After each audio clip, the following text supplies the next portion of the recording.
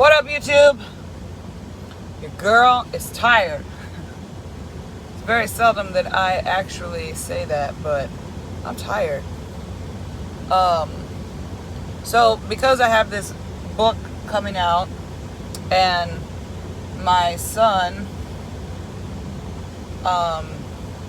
is going through some things right now, I requested to stay closer to home.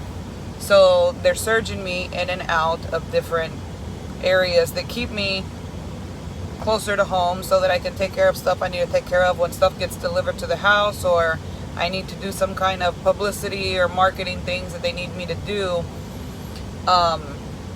or my son or his doctor appointments, anything like that. I'm close to home as opposed to being all the way across country. As y'all know, I love the West Coast. So this I'm just coming off of this Amazon surge where we take a whole bunch of stuff from Houston and we just transport it to different UPSs back and forth in Louisiana.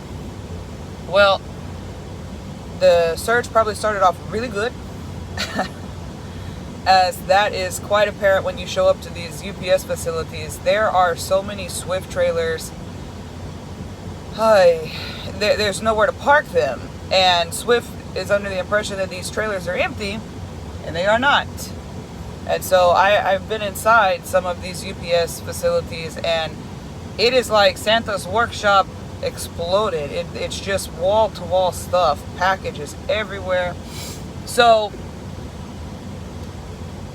2 nights ago, not last night, but night before last. Today is Friday, by the way, I think. Yeah, today is Friday, 31st. I am in Beaumont, Texas, and I am fixing to, in 33 minutes, sign on, and I am going to my house until Sunday. And then I'll be back on HEB, but not in San Antonio, in the Houston area. But my truck, my tractor and trailer, 2 nights ago, oh my God. You know, I miss my dad every day of my life. Every minute that I'm out here, I know that he's with me. No more so than on 2 nights ago, which would have been, last night was, whatever the fuck night before last was. I am tired. So I pull in, and it's a little bitty place. So if you're from a little country town, think of how big your post office is. It's super small, right? There's McDonald's that are bigger than some of these country town post offices. That's how big this one UPS place was. It was super fucking small. It had its own street name. So the address in the Qualcomm didn't even match what the actual, where you turn, the name of the street or anything. None of that matched. But I knew I was in the right vicinity. And y'all already know, I've warned y'all, if you're going to listen to this GPS bullshit, if it looks sketchy, get out and check it out. But in this situation, it was in a little country area of Louisiana, and there was only one lane on each side of the road. Now, granted, it was really late at night, so I probably could have blocked the whole lane, but the one cop in town, who probably didn't have nothing better to do, he would have got me. So I see where it says, real quick, I flash my bright lights, and I see it says UPS Drive. Granted, that's not the address that's on this Qualcomm, but I see a whole shitload of Swift stuff going on, so I said, well, this has got to be it. So I pull in, tight as fuck. There's trailers that are halfway in the ditch, halfway on the road. There's trailers lined up along the street. When I pull in, you can tell that there was just this little UPS building, distribution center, whatever, wherever all UPS packages go to these UPS places, and they go in the truck and they go to your house. There was this little bitty building with a horseshoe driveway for their drivers. And it looks like they just laid down one landing strip and created this UPS Drive for this surge that's going on.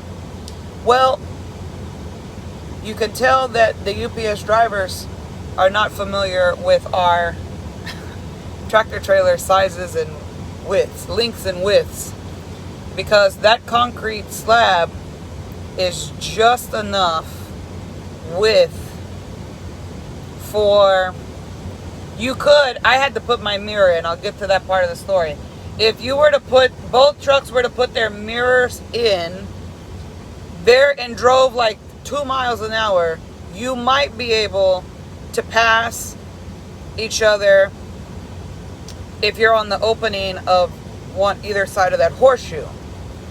But you probably couldn't fit a quarter between your trailers if y'all were actually to have all wheels, inner and outer of the duals included, on the concrete. You could not fit a going and coming out tractor trailer. It's just not possible. There's no signs telling you that they're overloaded and turning loads away. They didn't think that far ahead. So I pull in. This is where I'm supposed to be. This is where I gotta drop. And y'all know I'm never late. So I'm like, well, I gotta pull in, right? So I did.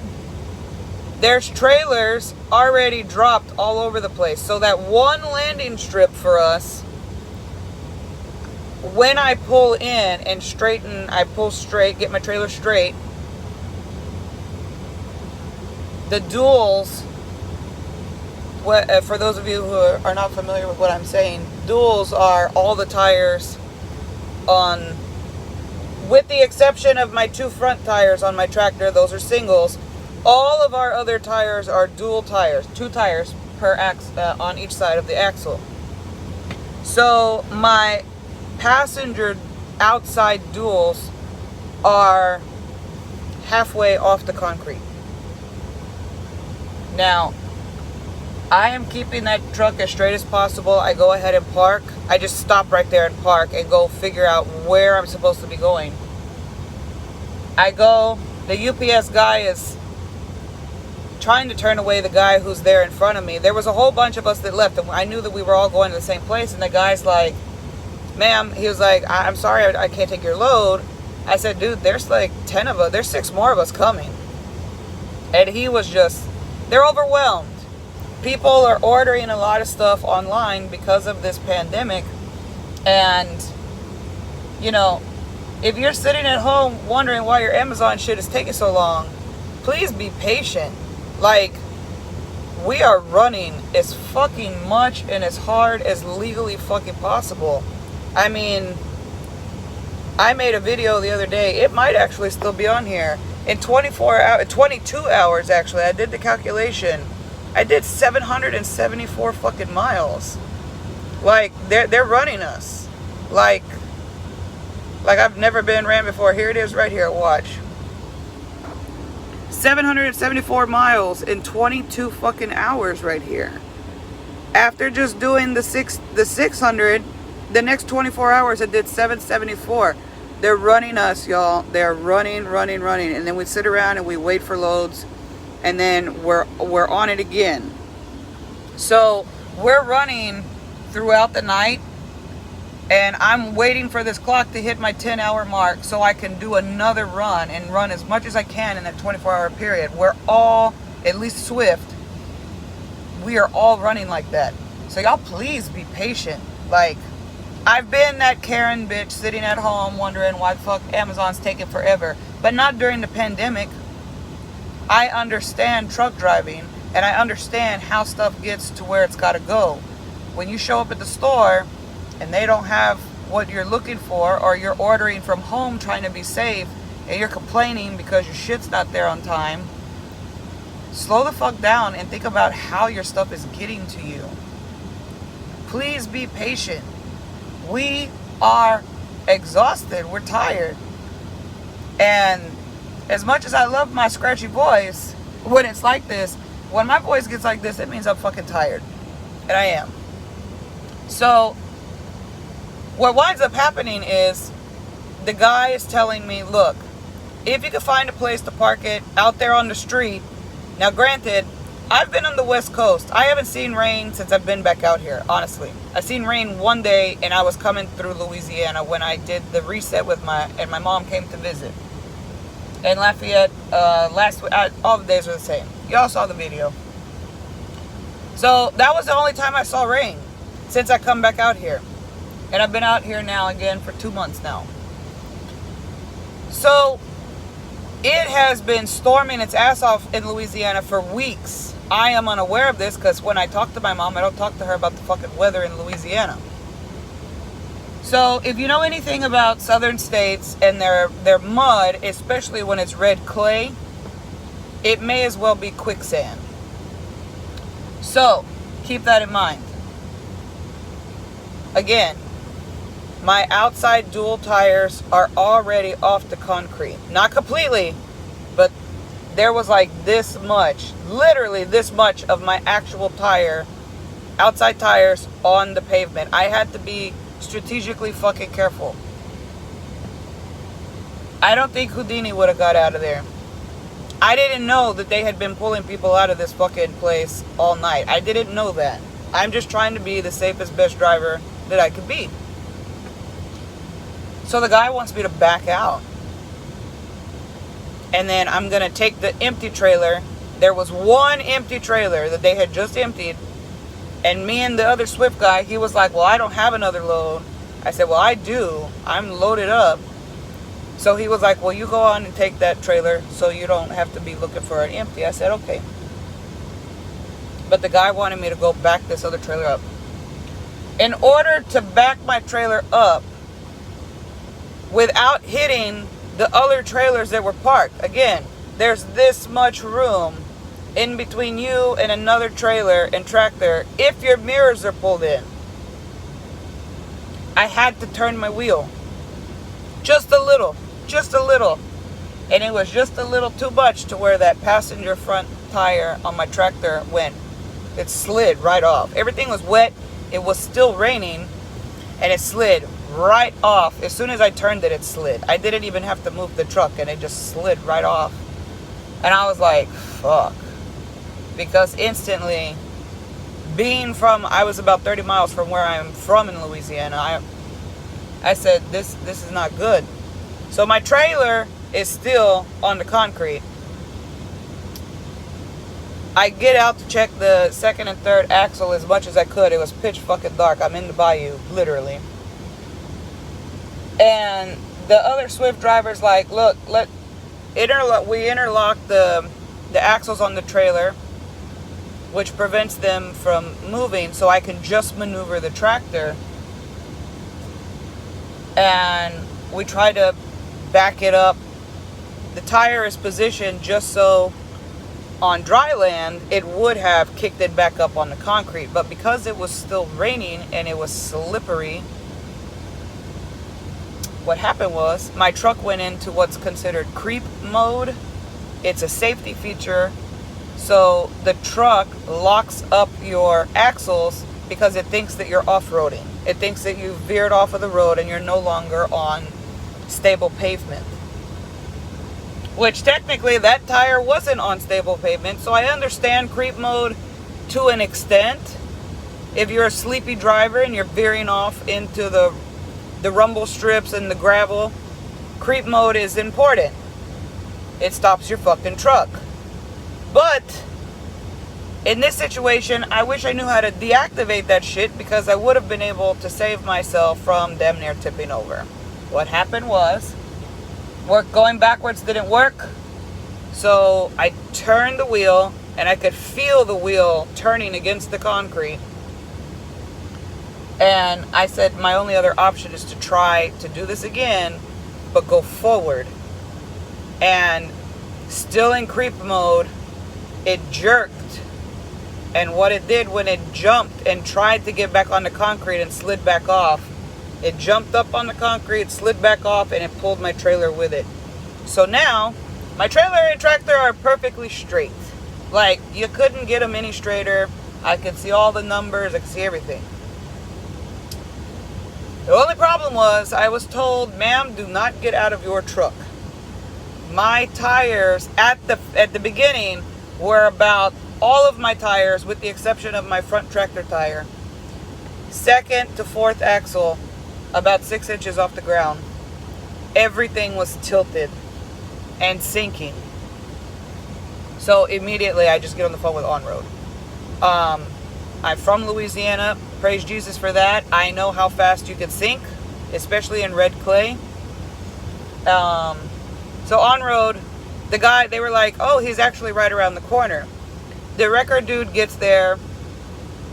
It took him about 15-20 minutes to get there. By the time he got there, I have a picture. If I knew how to clip it on here, I would, but I may post it on Instagram for y'all to go check it out. By the time he got there, I had sunken so much. When I looked out of my passenger window, the grass was right there, and my passenger mirror was touching the grass. How I did not tip the fuck over completely is just nothing short of a miracle. The wrecker guy walks up to me, and I have my driver's side window down, and I am hanging on. I'm literally leaning outside of the door. I'm on the phone with my mom. She's panicking, of course. I am hanging on for dear life because at this point, it's kind of like the movie Twister or Wizard of Oz. And this door is that one pole that's keeping me from going that way, because gravity was pulling me that way. My legs, everything wanted to go that way. Everything that's in the cubbies behind me was all on the floor, and I was steadily sinking. And I could look in my mirror right here, and my tires were just getting higher and higher off the ground. And I'm like, son of a bitch, I'm gonna get a busted head tonight. I knew not to get out of the truck. If I would have gotten out of the truck, I weigh 200 pounds. Would it have mattered? I don't know. But I'm glad I didn't, because the wrecker driver, as soon as he walked up to me, he said, you're the 6th one I'm pulling out tonight. I said, well, that makes me feel better. He said, I don't know why they got y'all doing this. They need to put a sign. I said, I 1000% agree. There should have been a sign that said, you don't fit, but you don't know until you pull in. And you, like I said, you see all the other Swift shit, so you don't know if you're going to a place you're unfamiliar with. You don't know. Normally, I would have gotten out and gone and checked out the situation, but I would have been blocking the only lane of traffic going that way on that road. So at that point, I had no choice but to turn in. And unfortunately, they just were not prepared for all of us that were coming in. So every Swift driver that did the same thing I did, they pulled in, they winded up having to blind back onto the main highway, and I don't know where their loads went. But everybody got turned away. So, yeah, that happened. But it's cool. He got me out. I asked him, I said, sir, can I get out of my truck? He said, how heavy are you? I said, 37,100 pounds. He said, ma'am, do me a favor. He said, try not to even sneeze. He said, how you're not tipped over already is an act of God. I knew in my head it was a little bit of God and a lot of my dad. My dad really looks out for me out here. And he had to lift my trailer first and scoot it over, and then he came around to the front, lifted me up in the air, and then put me over. And then, even then, he was like, you're gonna have to pull your mirror in. He said, because your back trailer duals, the outer duals are still right. I was back right where I started. And he was like, this is how come y'all keep getting stuck.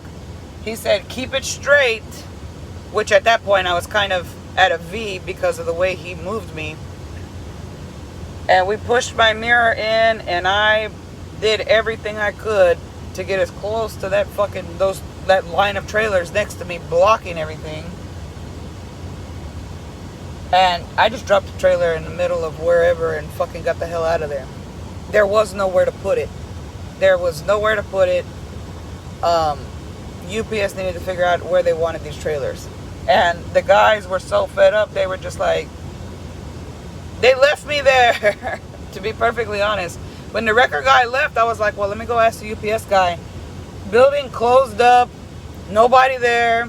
I was like, wow, well, I'm just going to drop it where the other trailers are. So, sometimes you get into these really crappy situations. To be perfectly honest, I wasn't pissed off. I didn't get mad. I was frustrated. Definitely watching myself sink. That was a little scary. But sometimes things are out of our control. That was one of those things. So I bobtail out, of course, because all the trailers that Swift has sent me and said, oh, we've secured all these empties. They're not actually empty.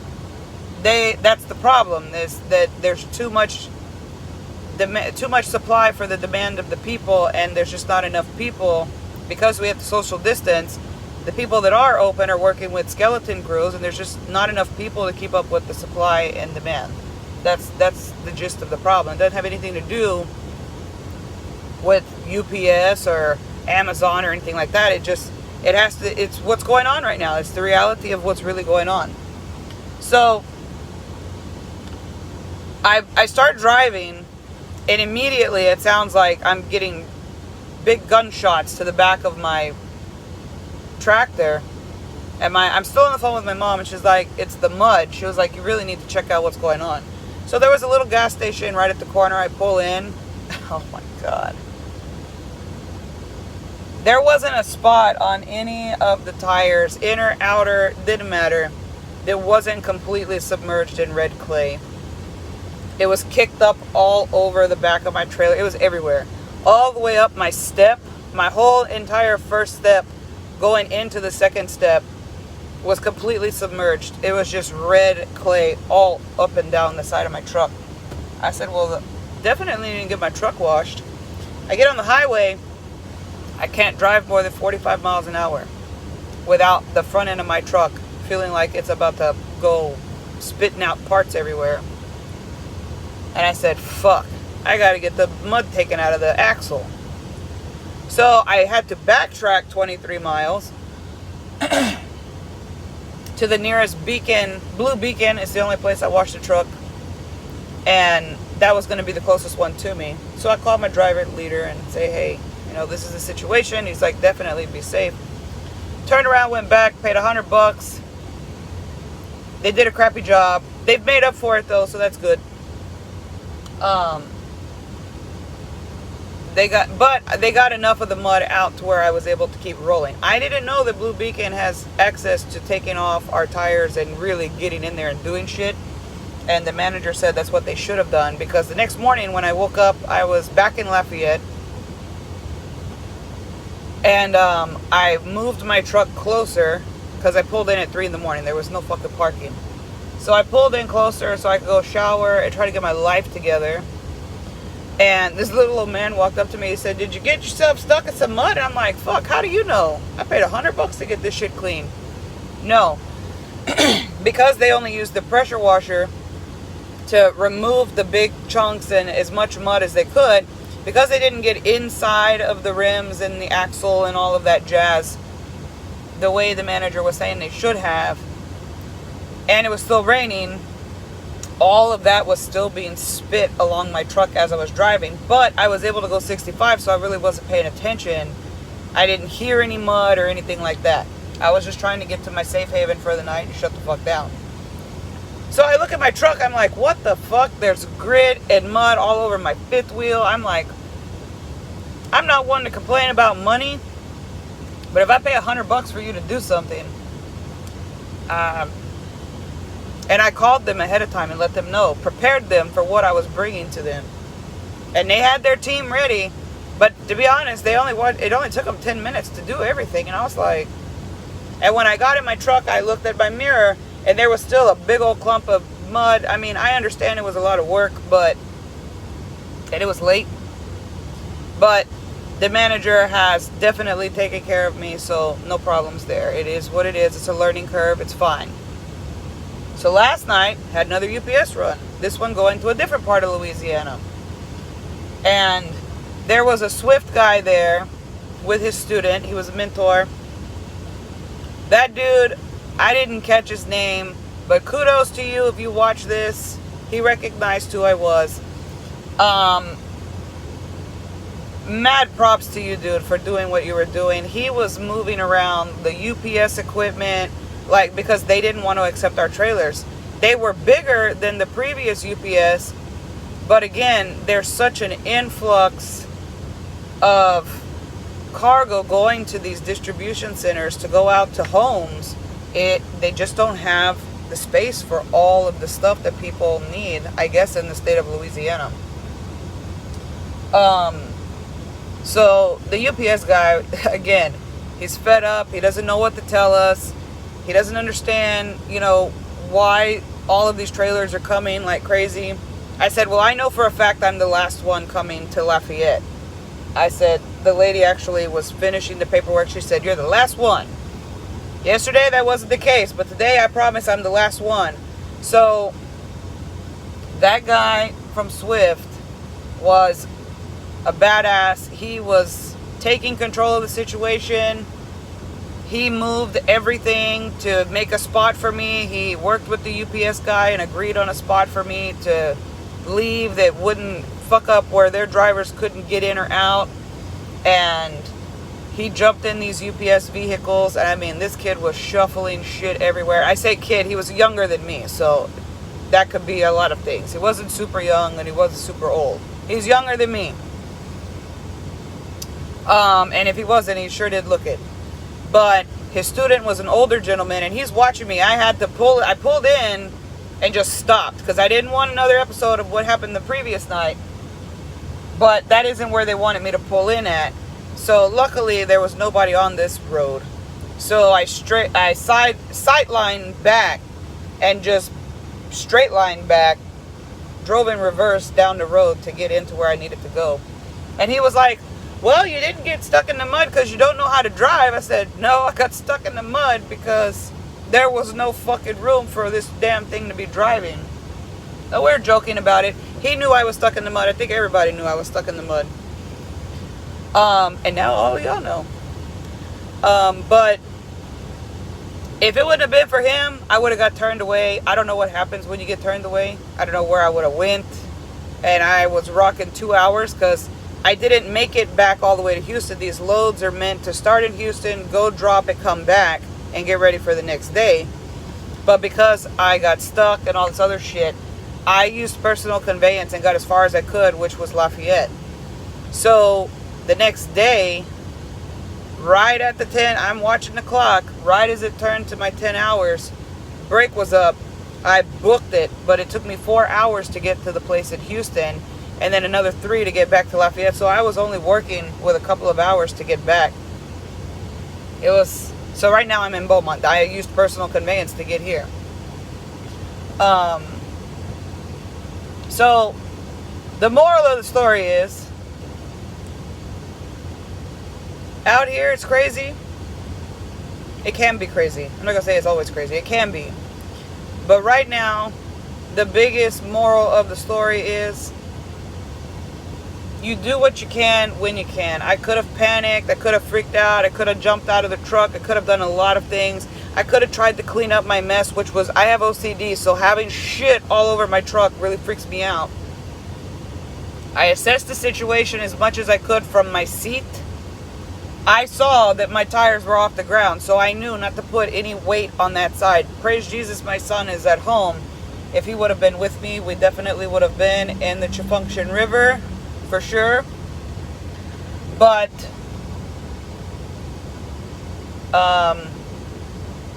please be patient.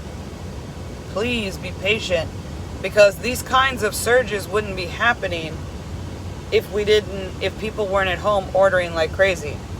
Yes, it's good to be safe. I'm not saying that it's not good to be safe.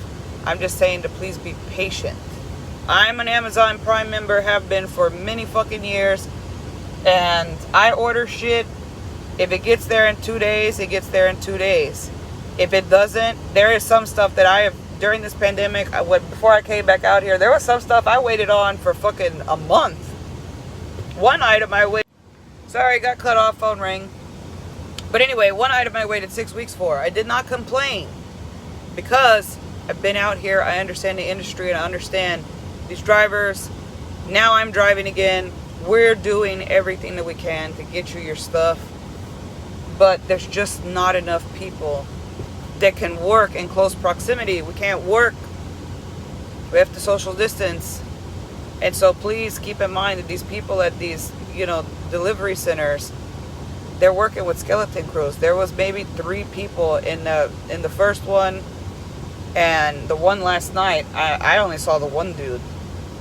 I don't know that they are working 24 hours because I saw UPS people still coming and going.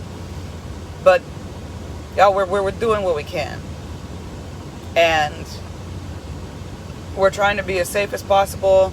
We're trying to stay awake. We're trying to make sure we're getting our rest. We're trying to do everything that we can to get everything where it needs to go. I promise every single one of my fucking loads has been either toilet paper, disinfectant products, or food.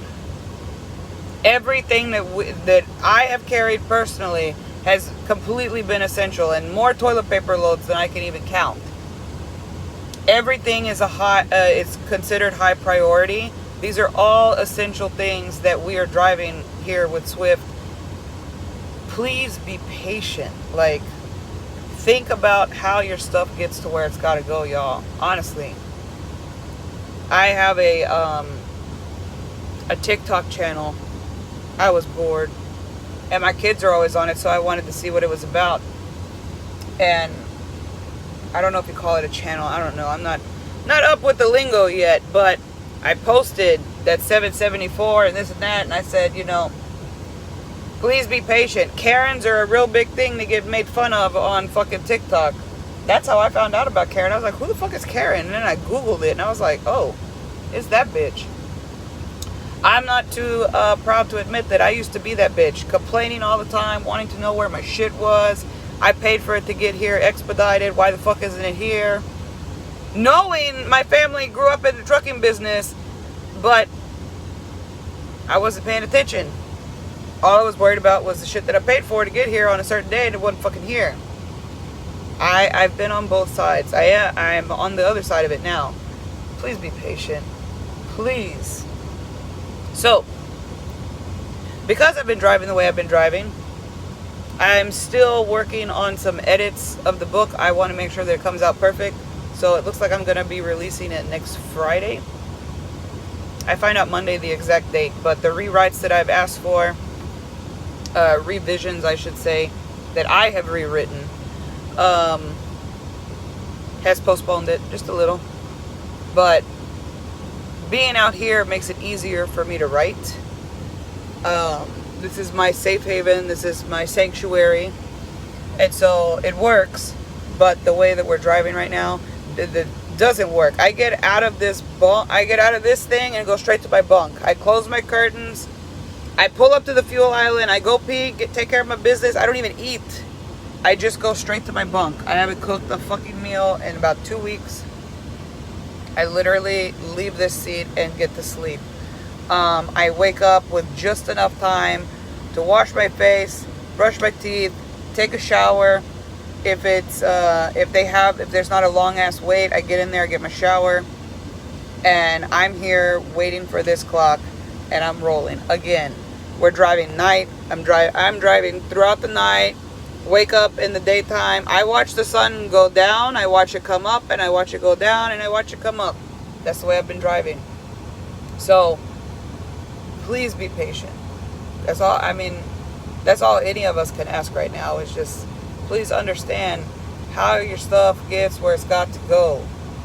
We're working literally day and night. So that's the update.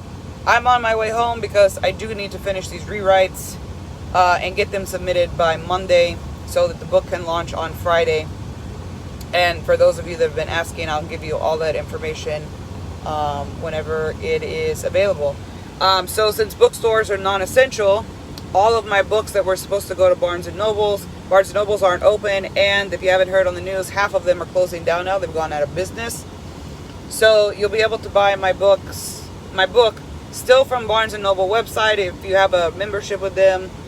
Amazon, Kindle, Audio, however you get your books, you will be able to find me. I have a marketing team that's amazing. I'll also put, once we launch the book, the website goes up as well. I'll put my website in the description. You can just go straight to my website and order it from there if you'd like. It's an autobiography, so if you're not into that shit, don't fucking read it. My story is hard to read because it will help people understand my mentality and the way I talk and my mannerisms. It'll help you understand why I am who I am and how I got to be this person. But my story is tragic, and there are parts of it that are very hard to read. I know a lot of you YouTube subscribers are men. May not want to read this shit. That's cool. But just throwing it out there for you ladies, if you're in any situations that, you know, some of my family members or myself have been put in, I am living proof that there are ways out of these things. And hopefully, you know, it's helpful to somebody. So, y'all be safe out there. I'm going home for 2 days. I pick up back with HEB in Houston on Sunday. And this is a much needed break. Because, yeah, shit is real out here. It's hard to find parking. It's hard to get in the showers. Like, this is not like it was last summer before COVID. Shit is real out here. And there's not a trucker out here that's not busting their ass. I can't imagine truckers are sitting in their fucking sleepers watching TV and shit. It's not happening. We are all on the road trying to get everything where it needs to go. So again, please be patient. Thank you for your love and support. I love each and every one of you. But this next 2 days, I'm turning my motherfucking phone off. Off. Off, off, off. Peace out, y'all.